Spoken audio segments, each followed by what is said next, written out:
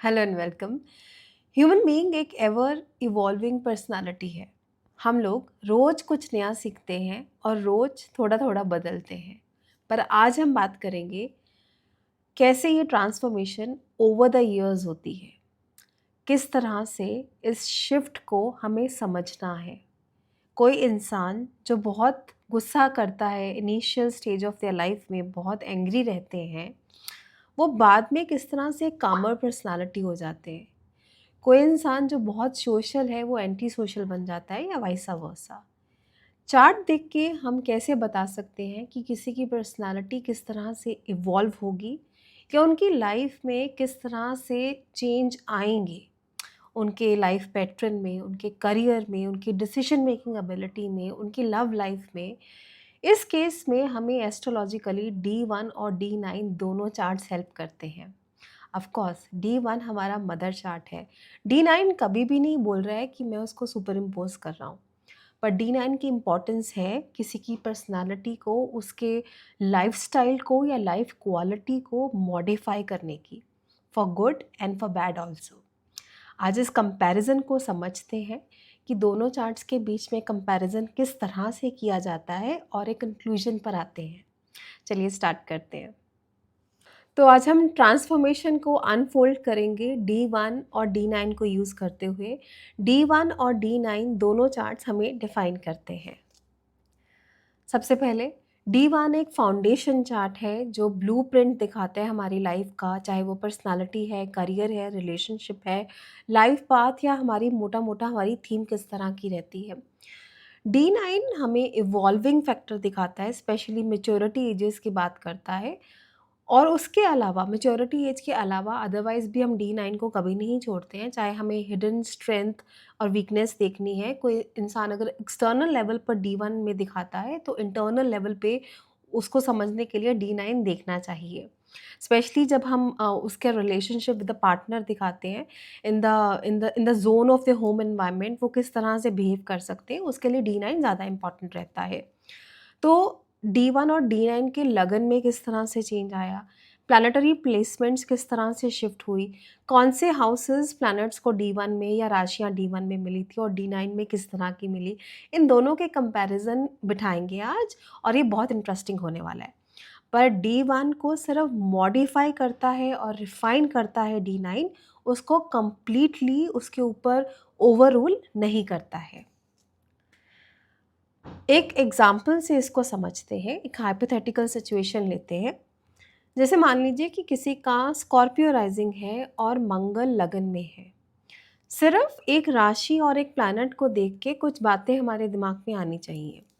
तो अगर Scorpio Mars लगन में है, हम क्या सोच सकते हैं? मतलब हमारी पूरी पर्सनालिटी थोड़ी असर्टिव होगी, कॉशियस होगी, इंटेंस होगी, एक्सट्रीम अप्रोच रखना, पॉजेसिव होना और ज़िद्दी होना। ये कुछ बातें मंगल को स्कॉर्पियो में लगन में देख के हम बोल सकते हैं। उसके बाद जब हमें सूर्य और बुध दशम भाव में दिखते हैं, दशमेश दशम भाव में ही बली बुध के साथ है, तो कहना पड़ेगा आपका स्ट्रॉन्ग फोकस करियर की तरफ रहेगा, अथॉरिटेटिव होना, क्योंकि लगन में मंगल है, लग्नेश लगन में ही बैठे हैं अपनी राशि के। और आप थोड़ा कम्युनिकेटिव भी होंगे अपने डिसीशंस को लेके, क्योंकि मरकरी नेचुरली कम्युनिकेशन को दिखाता है। पर्सनालिटी देखने के बाद, सूर्य देखने के बाद हमारा चंद्रमा कहाँ पर है? चंद्रमा जेमिनी राशि का अष्टम भाव में प्लेस्ड है। तो इसका मतलब है कि मन से फ्लक्चुएशन आएंगी, क्योंकि जेमिनी भी बहुत फ्लक्चुएटिंग राशि है, जहाँ आइडियाज़ तो बहुत सारे आते हैं पर ठहराव की कमी आती है, सोच लेने के बाद इम्प्लीमेंटेशन में कमी आती है, तो इमोशनल फ्लक्चुएशन हो सकती है। पर डीप थिंकिंग उनकी रहेगी, क्योंकि अष्टम डीप थिंकिंग को दिखाता है। थोड़े सीक्रेटिव होंगे, क्यूरियस होंगे। जेमिनी एक क्यूरियस की राशि है, अष्टम भाव भी क्यूरियोसिटी का है, तो हिडन सीक्रेट्स को फाइंड आउट करने वाली पर्सनालिटी रहेगी मन से। हाइपरनेस रहेगी मन में और मल्टीटास्क करना पसंद करेंगे। और ये सीक्रेटिव भी बनाता है, क्योंकि लगन में आपका स्कॉर्पियो मंगल आया है और आपका मन जो है वो अष्टम में गया है। And to find out secrets वाली पर्सनालिटी होती है इनकी। फिर हम सभी प्लैनेट्स की बात करते हैं। सप्तम में वीनस अपनी ही राशि का है। इसका मतलब है कि वो रिलेशनशिप ओरिएंटेड होंगे या लग्जरी लविंग भी होंगे। हमारे लगन में जो भी प्लैनेट है, पर वीनस जहाँ जाते हैं वो बताता है कि व्हाट अट्रैक्ट्स अस, जहाँ हमें अच्छा लगता है या सुकून मिलता है, क्योंकि वीनस सुकून पाने का प्लैनेट है। फिर जुपिटर अपनी ही राशि में 5th हाउस में बैठे हैं, जो लगन को भी देख रहे हैं। तो इसका मतलब है कि जुपिटर अगर मीन राशि में बैठे हैं तो आप विजडम नॉलेज ओरिएंटेड होगे, इंटरेस्ट रहेगा स्पिरिचुअल टीचिंग में। जो बात हम क्यूरियस होने की चंद्रमा से या finding deep secrets of life की बात कर रहे हैं, वो स्कॉर्पियो से भी पता चलता है, चंद्रमा का अष्टम जेमिनाई में जाने से भी पता चलता है, और जुपिटर उन बातों को सपोर्ट करेंगे। आपके दशम भाव में सूर्य और बुध है, तो आप डिटरमाइंड होंगे अपने काम को लेके। चौथे भाव में शनि है, जो डिलेड इमोशनल स्टेबिलिटी या एक्स्ट्रा रिस्पॉन्सिबिलिटीज एट होम दे सकते हैं, पर ये भी हमें याद रखना है वो अपनी ही राशि के हैं। तो हमने देखा कि बहुत सारे प्लैनेट्स अपनी ही राशि के केंद्र में बैठे हैं, जो चार्ट को बहुत स्ट्रॉन्ग कर देता है। पर एक बात है, मल्टीपल प्लैनेट्स जो हैं वो अपनी मूल त्रिकोण राशि में नहीं है। अगर यही प्लैनेट्स अपनी मूल त्रिकोण राशि में होते तो वो चार्ट को ज़्यादा अच्छा कर देता है। शनि अपनी मूल त्रिकोण राशि में ज़रूर है, पर शुक्र, बुध और बृहस्पति अपनी मूल त्रिकोण राशि में नहीं है। तो वो चार्ट की कैटेगरी को थोड़ा डिग्रेड करता है एज़ कम्पेयर टू मूल त्रिकोण राशि। तो ये तो हमने किसी भी इंसान को सिर्फ उसका D1 देख के समझा है। अब हम D9 पर बात करेंगे और दोनों का कंपैरिजन किस तरह से बैठता है इसे समझेंगे। तो हम D9 में लेते हैं कि हमें धनु मिला, जहाँ चंद्रमा मकर में चले गए, मंगल एक्वेरियस में चले गए, जुपिटर 10th में और शनि 9th हाउस में चले गए लियो राशि में, वीनस 11th में और सूर्य स्कॉर्पियो में 12th हाउस में चले गए। अब over the period of time किस तरह का शिफ्ट पर्सनालिटी में आ सकता है, और आपको इसी तरह से चार्ट्स पे लगा के बताना है किसी को, and you will be amazed कि ये बहुत ब्यूटीफुली काम करता है। एंड स्पेशली आप अगर किसी का कर रहे हो जो ओवर द एज ऑफ 40-45 है, तो वो आपको डेफिनेटली बताएंगे कि हाँ, हमने अपनी पर्सनालिटी में शिफ्ट देखा। देखिए, शिफ्ट इन पर्सनालिटी बहुत ज़्यादा डिपेंड करता है कि हमारे लगन लग्नेश के साथ किस तरह के कनेक्शन हैं, दशा कौन सी चल रही है, क्योंकि दशा ही हमारे माइंडसेट को चेंज करती है। पर उसके साथ साथ D9 भी हमारे इनर एट्रीब्यूट्स को और चेंजिंग पर्सनालिटी को बताता है। तो असेंडेंट जो है हमारा, वो स्कॉर्पियो से सेजिटेरियस की तरफ आ गया। इसका मतलब है कि अब जो पर्सनालिटी पहले जो थोड़ी सल्किंग थी या सीक्रेटिव थी, या एक डर था स्कॉर्पियो का, एक डिटर्मिनेशन थी स्कॉर्पियो की, वो अब सेजिटेरियस की तरफ जा रही है। फिलोसफिकल बन जाना, ऑप्टिमिस्टिक बन जाना, क्योंकि ऑप्टिमिज्म की कमी स्कॉर्पियो में रहती है। वही मंगल जो लगन में थे स्कॉर्पियो के, वो 3rd हाउस में चले गए हैं एक्वेरियस में। इसका मतलब है जो असर्टिवनेस है वो डायरेक्ट हो रही है कम्युनिकेशन की तरफ। जो मी, माई एंड माई सेल्फ था, वो कम्युनिकेशन शिफ्ट एफर्ट्स की तरफ जा रही है, जहाँ पे इंटेलेक्ट भी ऐड हो रहा है, because you are going from Scorpio to Aquarius. पर दोनों कार्मिक राशियाँ हैं। सूर्य जो कि दशम भाव में लियो के थे, वो स्कॉर्पियो में चले गए, वो भी 12th हाउस के। इसका मतलब है कि ईगो और जो अथॉरिटी है काम की, वो इनवर्डली चली जाएगी या रीलोकेट होगी सोल सर्च पर्पस पे, या फॉरेन कनेक्शन बनेगा। हमें अगर किसी का काम देखना है over the period of time, उसके लिए D10 इज़ इम्पॉर्टेंट, पर आप D9 को इग्नोर नहीं करेंगे, वो हमारा वर्किंग स्टाइल बताएगा। D1 में दशम भाव में जो प्लैनेट है वो डायरेक्टली दशम को इन्फ्लुएंस करता है। आप देखिए D9 में जाके वो कैसे भाव या कैसी राशि में बैठा है, वो भी आपका वर्किंग स्टाइल बताएगा, करियर में शिफ्ट बताएगा। चंद्रमा जो कि अष्टम भाव में थे, वो जेमिनाई के थे, वो मकर में चले गए। कौन से हाउस में? 2nd हाउस से। जो इमोशनल नेचर है अब थोड़ी स्टेबलाइज हो रही है, शिफ्ट हो रहा है फाइनेंशियल सिक्योरिटी की तरफ। क्यूरोसिटी और मल्टीटास्क करने की जगह अब आप practicality and what family wants, वहाँ पर आपका फोकस जा रहा है। वीनस जो कि सप्तम भाव में थे टॉरस में, वो तुला में गए हैं 11th हाउस में। ये सीरियसली दिखाता है कि गेन्स थ्रू रिलेशनशिप, और ये मैंने बहुत चार्ट्स में देखा है, एंड सोशल लाइफ फ्लरिशेस ऑल्सो। अगर मेलेफिक पॉइंट्स रहते हैं तो ये मोर देन मैनी रिलेशनशिप भी दिखाता है, because 11 means more than one. और स्पेशली अगर डुअल साइन यहाँ मिल जाता है, बट फ्लरिश होना, मॉनेटरी गेन होना, नेटवर्किंग के थ्रू या पार्टनर के थ्रू गेन मिलना, ये कॉम्बिनेशन दिखाता है। शनि 4th से 9th में गए हैं, एक्वेरियस से लियो में गए हैं, तो डिसिप्लिन दिखाता है हायर लर्निंग के थ्रू, स्ट्रक्चर्ड बिलीफ सिस्टम, एक mentor type of role later on in your life की बात करता है। जब हम काम की बात करेंगे, दशम दशमेश और कारक शनि को भी देखेंगे। जुपिटर जो कि पंचम में है वो दशम में चले गए हैं, पाइसेस से वर्गो में चले गए हैं, तो करियर ऐसा शिफ्ट कर सकता है जहाँ पे आप गाइडेंस ओरिएंटेड रोल ज़्यादा ले सकते हैं, एडवाइजरी ले सकते हैं, as compare to you seeing what am I getting in the very initial stage of your life। अब हम इसको इंटरप्रेट कैसे करेंगे कि किसी की पर्सनालिटी किस तरह से शिफ्ट की है in the second half of their life, वो किस तरह से एक चेंज पर्सनालिटी बने हैं, keeping in consideration both D1 and D9। तो वो बहुत इंटेंस साइंस से फिलोसफिकल बन गए हैं, वो इमोशनली ज़्यादा स्टेबल और स्ट्रक्चर बन गए हैं। जब हम पर्सनालिटी की बात कर रहे हैं तो हमने लगन, चंद्रमा की बात की। करियर में जहाँ लीडरशिप चाहिए था वहाँ advisory and behind the scene roles आ गए हैं, क्योंकि सूर्य 12th में चला गया है, जुपिटर 10th में आ गए हैं। घर में थोड़ा प्रेशर रह सकता है because of the work environment, Shani खुद से काम है, वर्क एनवायरनमेंट की वजह से प्रेशर रह सकता है, पर लेटर ऑन वो जो रिस्पॉन्सिबिलिटी है वो डिसिप्लिन और हायर लर्निंग के थ्रू शिफ्ट में जा रही है, चेंज में जा रही है as compare to initial life. देखिए, शनि चाहे 4th Lord in the 4th house अपनी राशि के हैं, उनके पास देने के लिए हार्डशिप पहले है। तो even if he is providing comfort, convenience, luxuries, cars, everything, वो हार्डशिप और रियलिटी चेक से पीछे नहीं हटते हैं। रिलेशनशिप एंड सोशल लाइफ में क्या होगा, जब वीनस जो कि सप्तम में बैठा था उनका फोकस 11th में जा रहा है, तो गेन एंड नेटवर्किंग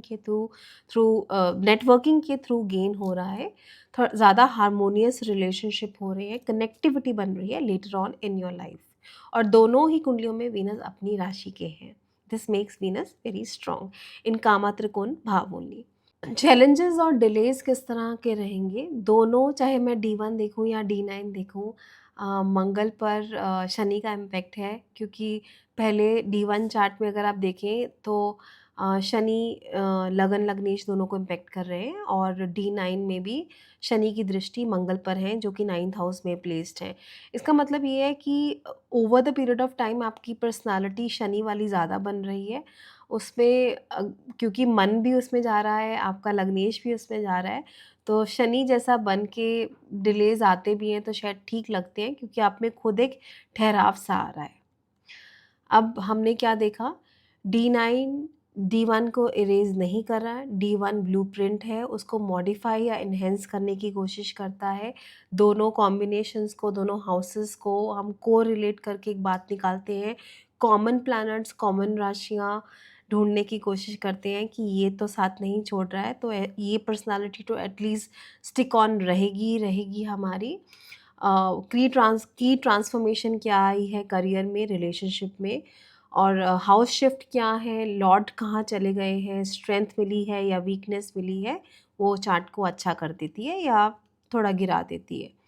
कंपेयर करना है, specially maturity age of planets को ज़रूर देखिए। किसी प्लैनेट की मैच्योरिटी एज है, जैसे मंगल की 28 है, तो उस टाइम पे मंगल को इम्पोर्टेंस देखिए कि मंगल D9 में कहाँ बैठे हैं, कैसे बैठे हैं, उस साल ज़्यादा ध्यान रखिए। अगर कमज़ोर है, प्लैनेट्स D9 में ज़्यादा स्ट्रॉन्ग हो रहे हैं तो वो ज़्यादा प्रोफाउंड इम्पैक्ट दे पाएंगे letter on in their life.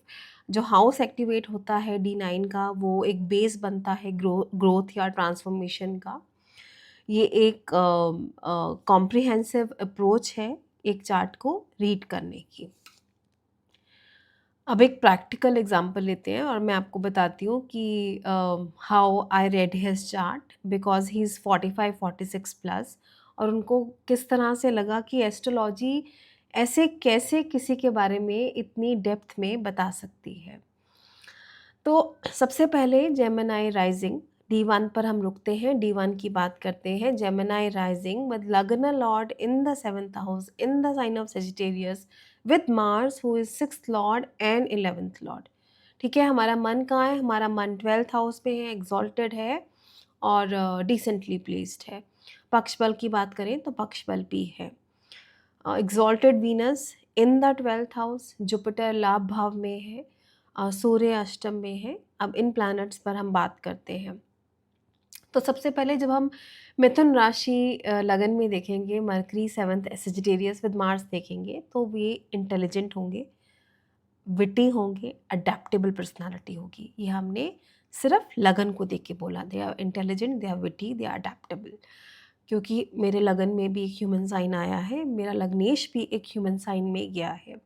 तो अर्ली लाइफ ज़्यादा फोकस्ड रह सकती है रिलेशनशिप पर, पार्टनरशिप पर, पब्लिक इंटरेक्शन पर, जहाँ पर आप थोड़ी बोल्ड स्टेटमेंट्स पास करना, कॉम्पिटिटिव होना, आर्ग्यूमेंटिव होना रिलेशनशिप को लेके, या बुली करना, या things should be my way only, ऐसी पर्सनालिटी होगी। क्योंकि आप खुद सप्तम में गए हो और मंगल के साथ हो, और वो भी एक फायरी साइन में, एक ह्यूमन साइन में।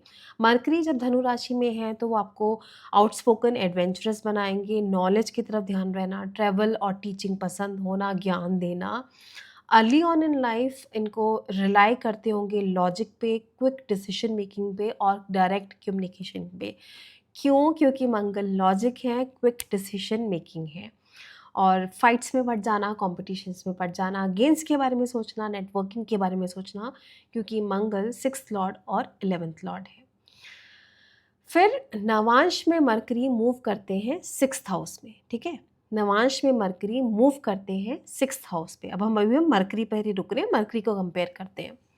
तो वो 6th हाउस में तुला राशि में मूव कर रहे हैं। ठीक, अब जो कि 6th है वो एक शिफ्ट ऑफ पर्सनालिटी लेके आ रहा है, जहाँ आप पहले थोड़े बिंदास किस्म के थे, अब आप ज़्यादा एनालिटिकल हो रहे हो, जस्ट ओरिएंटेड हो रहे हो। क्योंकि तुला का इन्फ्लुएंस आ रहा है, छठे भाव का इन्फ्लुएंस आ रहा है, ज़्यादा डिप्लोमेटिक और कॉशियस हो रहे हो, स्ट्रैटेजीज बना रहे हो कम्युनिकेशन के लिए। पेशेंस और डिसिप्लिन कुछ ऐसा है जो आपने सीखा है।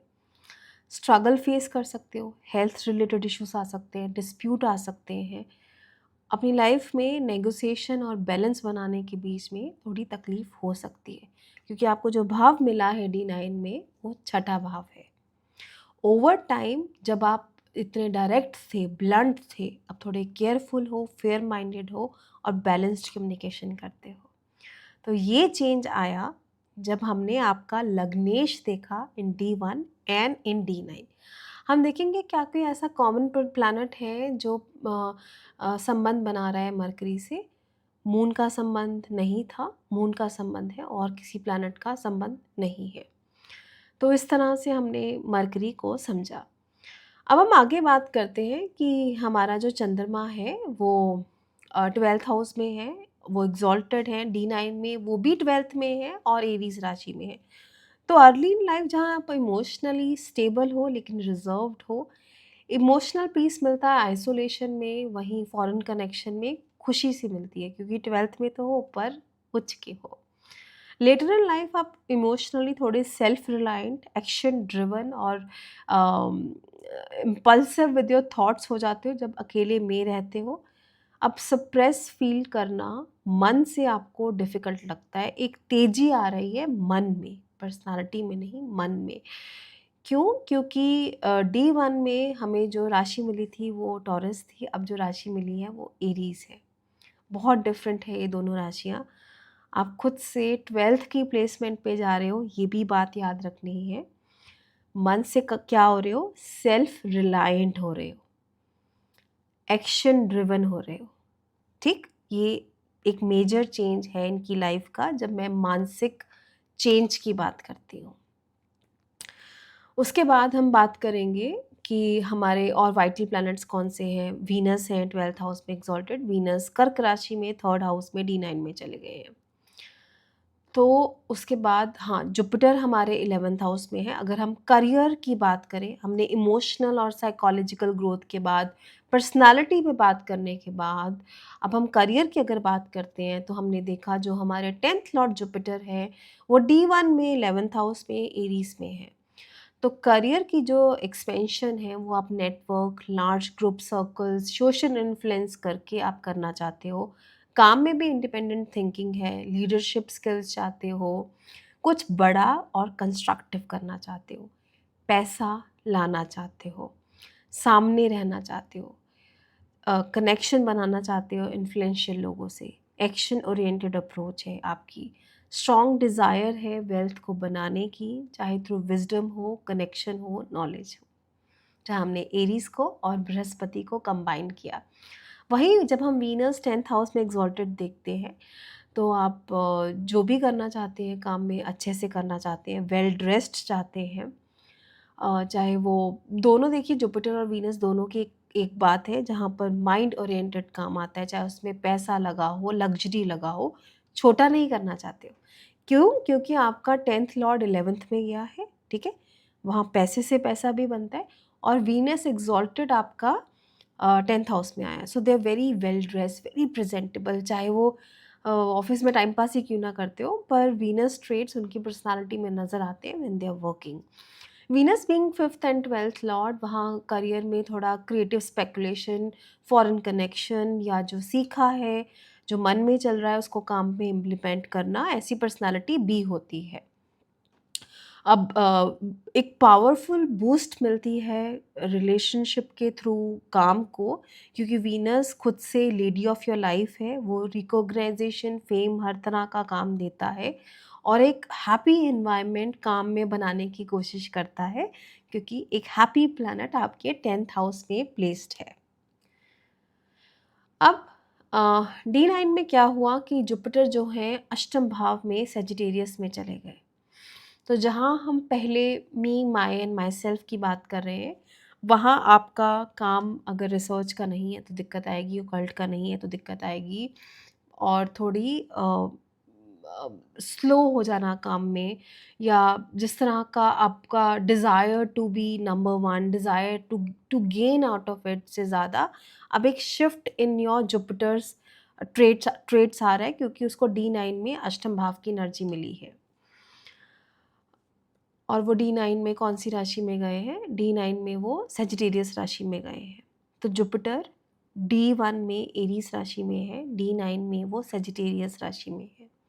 दोनों ही कुंडलियों में उनको अग्नि तत्व राशियाँ मिली हैं when we are judging Jupiter's personality, और उनको भाव अब कौन सा मिला है D9 में? अष्टम भाव मिला है। फाइनेंशियल गेन में हिडन सोर्स ऑफ इनकम हो सकती है, या इन लॉज की सपोर्ट मिल सकती है। वीनस 3rd हाउस में चला गया है, जो कि 10th हाउस में प्लेस था। तो over the period of time आपका जो काम है वो कम्युनिकेशन ड्रिवन, मीडिया, राइटिंग या सेल्फ एक्सप्रेशन ड्रिवन हो सकता है, जहाँ स्किल्स क्या है, टैलेंट क्या है, इज़ मोर इम्पॉर्टेंट। ट्रैवल करना पड़ सकता है, क्योंकि जो प्लैनेट मेरे D1 में मेरे दशम को इन्फ्लुएंस कर रहा था, वो D9 में 3rd की एनर्जी को रिसीव कर रहा है। यहाँ करियर चॉइसेस में आप ज़्यादा इमोशनल हो सकते हैं, क्योंकि वीनस को वहाँ इमोशनल साइन ऑफ कैंसर मिला है इन द 3rd हाउस। तो करियर में हम किस तरह से इवॉल्व हुए हैं, जहाँ हम ट्रांसफॉर्म हुए हैं फ्रॉम 11th टू 8th, जहाँ हमें लगता है कि artistic and fame oriented personality से लेके skill based and emotionally fulfilling काम करना अच्छा लग रहा है। वीनस जहाँ आर्टिस्टिक और फेम ओरिएंटेड हो लग रहा है D1 में, पूरा सपोर्ट कर रहा है दशम भाव में बैठ के, वहीं D9 में वो थोड़ा स्किल बेस्ड या emotionally fulfilling career, travel related career demand कर। अगर हम शादी की बात करें तो शादी में सप्तम भाव में मरकरी और मार्स है। तो you are attracted to intelligent, philosophical and independent people. You yourself are also that type, और अट्रैक्ट भी वैसे लोगों को ही करते हो। मार्स पैशन, असर्टिवनेस सब कुछ ऐड करेगा, कन्फ्लिक्ट और ईगो क्लैशेस भी देगा। वर्बल डिबेट्स हो जाना, इंटेलेक्चुअल फाइट्स होना, आइडियाज़ का क्लैश करना एक कॉमन सी बात हो सकती है, because you have Mars in the 7th with mercury, इसलिए हम वर्बल डिबेट्स की बात कर रहे हैं। स्पाउस बहुत डायनामिक, करेजियस और हाईली ओपिनियनेटेड हो सकता है। वो लॉ, ट्रैवल या बिजनेस क्लास से बिलोंग कर सकते हैं, because Mercury is there in the 7th। Law क्यों बोला? क्योंकि धनु राशि है। टीचिंग क्यों बोला? क्योंकि वहाँ धनु राशि है और ट्रैवल भी हम धनु राशि से देखते हैं। So join dots and say something. Fast moving relationship हो सकता है, कमिटमेंट में जल्दी पड़ जाना भी मंगल की आदत होती है। But you also need your space and freedom in marriage. अब देखिए कि वीनस एग्जॉल्टेड है 10th हाउस में, बीइंग द 7th लॉर्ड, और 11th हाउस में है एरीज में, जो मेरा सप्तमेश है। तो पार्टनर एक रीज़न रहा इनका करियर अपलिफ्टमेंट की वजह से, और D9 में भी जुपिटर का अष्टम भाव में जाना, जहाँ इन लॉज की सपोर्ट हमेशा रहती है जब काम की बारी आती है, क्योंकि हमें कभी भी इनका काम बहुत ज़्यादा कंस्ट्रक्टिव या एक जैसा रहना नहीं रहा। हमेशा इन लॉज के सपोर्ट की, हेल्प की ज़रूरत रही है एक स्टेटस तक पहुंचने के लिए। और ये खुद से भी बहुत करियर ओरिएंटेड तो मैं नहीं बोलूँगी, बट हाँ, having lot of desires in life में ज़रूर बोलूँगी। जहाँ अगर इनकी डिज़ायर है कि मुझे एक पर्टिकुलर चीज़ चाहिए और वो मिल जाती है, तो तब भी ये सेटिस्फाइड नहीं होते हैं। मैं ये नहीं बोलूँगी that he is a failure in life. Whatever he wanted, he got it via partner or via connection, whatever. But dissatisfaction is something that I see in him. अब मैरिज और रिलेशनशिप की बात अगर हम D9 में करते हैं, तो वहाँ सप्तम भाव में स्कॉर्पियो का राहु है, जो रिलेशनशिप को थोड़ा चेंज करेगा, इमोशनल और साइकोलॉजिकल चेंजेस लेके आएगा। पार्टनर की पर्सनालिटी फॉर मे बी थोड़ी मिस्टीरियस लेटर ऑन हो जाए, थोड़ी सीक्रेटिव या अनप्रडिक्टेबल हो जाए। एक शिफ्ट, कार्मिक शिफ्ट आ रहा है। अनकन्वेंशनल यूनियन तो नहीं मैं बोलूँगी यहाँ पर आप राहु को देख के अनकन्वेंशनल यूनियन की बात भी कर सकते हैं, जब कोई मैरिड नहीं है और हम उनके चार्ट को रीड कर रहे हैं। और 8th हाउस में धनु का हमारा बृहस्पति और मंगल है, तो हमारे बृहस्पति को मंगल का साथ मिल रहा है, जो D1 में मंगल सप्तम भाव में थे। तो पार्टनर की पर्सनालिटी पर मंगल की नेचर इंटैक्ट रह रही है। See the common factors. जब मैं आपको बोल रही थी कि हम D1 को बिल्कुल भी ओवररूल करके बात नहीं कर रहे हैं, तो विद टाइम स्पाउस थोड़ा स्पिरिचुअल, फिलोसफिकल, ट्रांसफॉर्मेटिव हो सकता है। और जो मैंने इनके पार्टनर में देखा, and connected to their own family also, मैंने इनके पार्टनर में देखा कि वो जितना पहले मार्स मरकरी वाले थे, वो बिल्कुल ही स्पिरिचुअल शिफ्ट में चले गए। पहले मार्स को क्या एनर्जी मिल रही थी? पहले मार्स को मरकरी की एनर्जी मिल रही थी, सप्तम भाव की एनर्जी मिल रही थी। अभी वही मार्स जो मेरे सप्तम को D1 में इन्फ्लुएंस कर रहा था, उसको D9 में अष्टम की एनर्जी रिसीव हुई और जुपिटर की एनर्जी रिसीव हुई। और जुपिटर सेजिटेरियस में आ गए as compare to Aries in D1। तो यही बातें पर्सनालिटी ऑफ पार्टनर में एक शिफ्ट लेके आता है, जब हमें बताना है ना ही सिर्फ आपका रिलेशनशिप भी किस तरफ जा रहा है over the period of time. Venus दोनों ही कुंडलियों में वॉटरी साइन में है, तो वो वैलिडेशन फॉर कम्युनिकेशन क्यों? क्योंकि 3rd हाउस में गया था हमारा वीनस। तो इस तरह से आप दोनों चार्ट्स को कंपेयर करके आप किसी को भी डिटेल्ड एनालिसिस दे सकते हो, बता सकते हो कि letter on in their life किस तरह के पैटर्न समझ में आ रहे हैं, कि फॉर गुड और फॉर बैड आपका चार्ट किस तरफ को जा रहा है, या गाइड कर सकते हो कि आप किस तरह की सोच रखें, किस तरह से अपने बिहेवियर में चेंज लेके आएँ to make best use of their chart. I hope आपने कुछ नया सीखा होगा। Always compare D1 and D9 and say something constructive. Thank you so much.